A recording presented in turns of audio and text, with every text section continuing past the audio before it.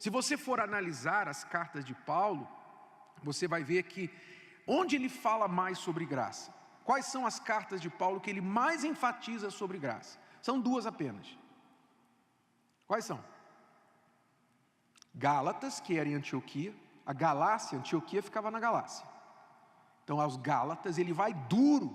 Ele já chega, já abre a carta. Se você ler a carta de Gálatas, a carta aos Gálatas, você vai ver que Paulo, ele não perde tempo. Normalmente as cartas ele começa com uma saudação e tal. Em Gálatas já vai direto ao assunto. Estou desapontado com vocês estão partindo para outro evangelho, diferente do que eu preguei para vocês. Ele já vai direto, e ele é enfático com respeito à graça, com respeito à lei e à graça, porque lá em Antioquia esses judaizantes se infiltraram na igreja e estavam dividindo a igreja com essa outra seita dentro do cristianismo. Então ele falou mais sobre graça aos Gálatas e depois aos romanos, porque em Roma também haviam lá judeus e haviam gentios que se converteram, e os judeus ficavam lá dizendo para os romanos que eles tinham que também cumprir a lei. Mas se você olhar as outras cartas de Paulo, ele toca levemente no assunto, na maioria delas, em outras ele nem fala de graça. Aliás, eu coloquei aqui uma tabela para você ter uma visão geral. Olha só, graça nas cartas de Paulo. Então, à esquerda tem as cartas. Qual delas ele deu ênfase à lei de Moisés? Gálatas deu uma ênfase muito forte, porque ele tinha que defender contra os judaizantes. Romanos também, ele explica, ele entra mais na lei, vai lá em Abraão, na fé de Abraão, ele fala do batismo, ele vai mais profundamente, é mais teólogo naquela explicação da salvação, porque ele está falando a judeus e gentios em Roma. 1 e 2 Tessalonicenses, zero, ele não fala de graça, nas cartas aos Tessalonicenses. Efésios ele dá um toque leve, mas não é o foco principal. Também fala sobre a unidade entre gentios e judeus. É ali que ele fala, não há judeu nem grego, não há macho nem fêmea, não há escravo nem livre, todos somos um pela fé em Jesus. Ele derrubou a parede de separação, é o que ele fala lá em Efésios. Depois 1 e 2 Coríntios, também ele faz uma leve menção contextual, mas ele foca mais na disciplina na igreja. 1 e 2 Coríntios são cartas de ordem, colocar ordem numa igreja bagunçada, numa igreja onde o povo era resistente, tinha lá divisão com Apolo e Pedro e Paulo, enfim, ele traz disciplina para a igreja, mas não fica no assunto da graça. 1 e 2 Timóteo, Tito também, leve menções, mas foca mais na liderança, na sã doutrina. Filemão fala zero.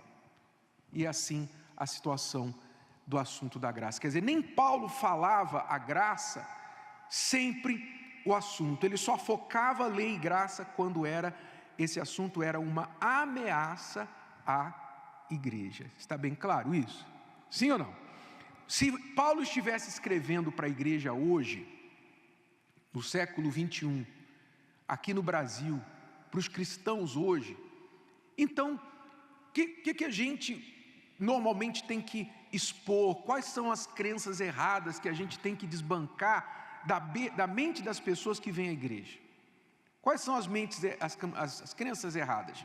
A gente tem que falar, por exemplo, para os católicos, não é Maria que salva, não precisa batizar criança, você não precisa ficar evitando comer carne na sexta-feira santa, não é isso?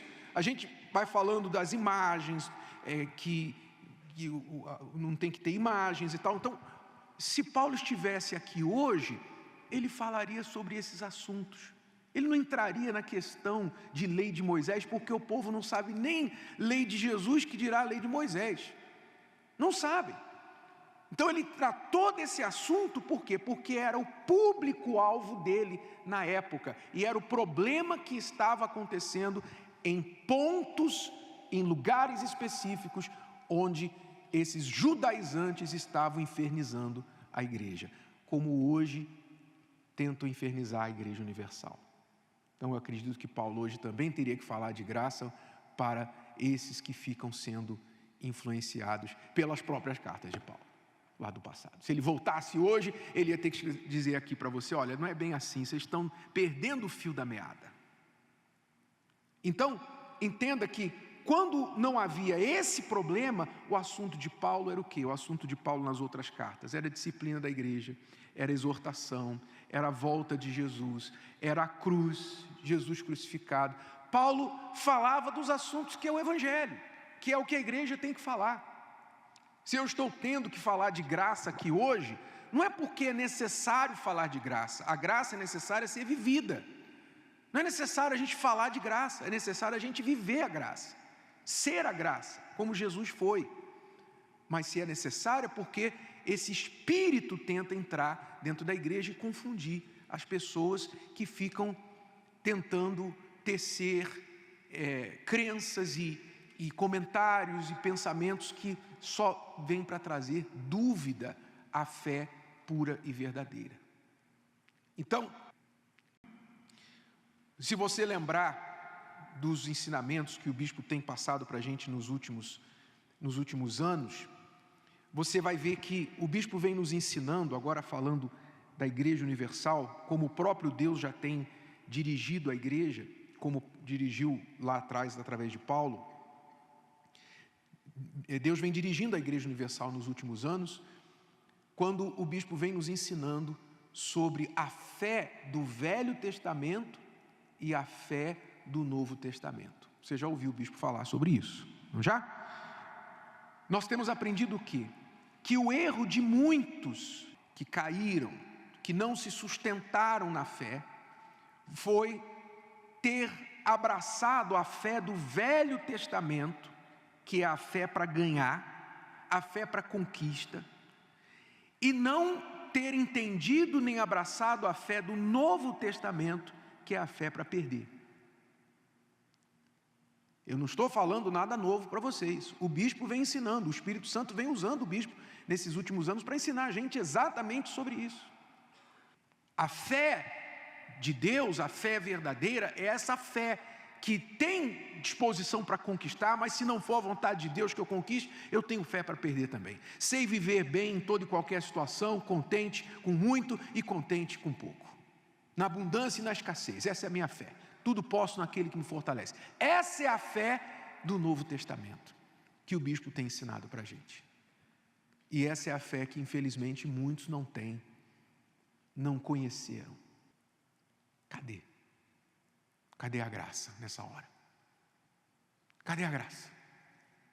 Fica sem graça. A graça fica sem graça. Perde totalmente a graça, né? Porque se você tem a graça de Deus, então sua vida tem que estar engraçada, né? Que era onde você está, onde você estiver, você tem que estar feliz. Estou na graça, tá bom? Então, a graça de Deus em qualquer situação, a minha graça te basta. Mas para muitos a graça não tem bastado, não. Hoje eu queria que você entendesse somente isso. Então, Jesus não falou de graça, mas foi a graça, praticou a graça. Paulo teve que falar por causa da situação, do contexto que ele viveu naquela época, pontualmente onde esse assunto era uma ameaça. Mas em outras áreas, em outras situações, ele nem precisava tocar nesse assunto. Ele só precisava fazer como Jesus, que era viver e praticar essa graça para as pessoas. E assim nós devemos ser. Amém?